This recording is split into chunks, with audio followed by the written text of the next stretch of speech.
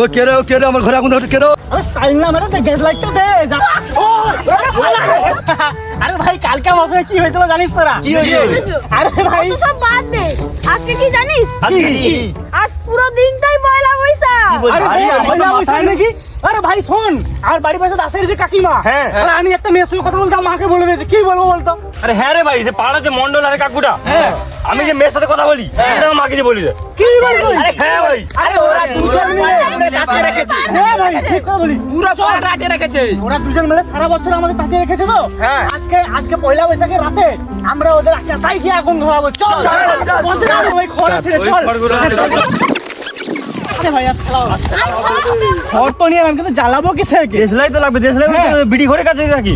এই বিড়ি খড়টা কোথায় রে? এই তো আমি। আরে স্টাইল না মেরে গ্যাস লাইটটা দে, জ্বালাবো। কোথা থেকে চলে আস। হাই ভাই এ পাগল দিকে দেখে নিয়েছি না আজ কোন আসছে। এই তো দাসের ঘর, চল আগুনটা লাগাই। তাড়াতাড়ি তাড়াতাড়ি ওই আগুন লাগছি দাঁড়া। কে স্যার? ওই আমার আগুন কে স্যার? ওই দেখবো। ও ভাই চল এবারে মন্ডল বাড়ি লাগাবো। চল চল চল। এই কে রে আমার বাড়িতে ওই আগুন চল লাগাচ্ছে।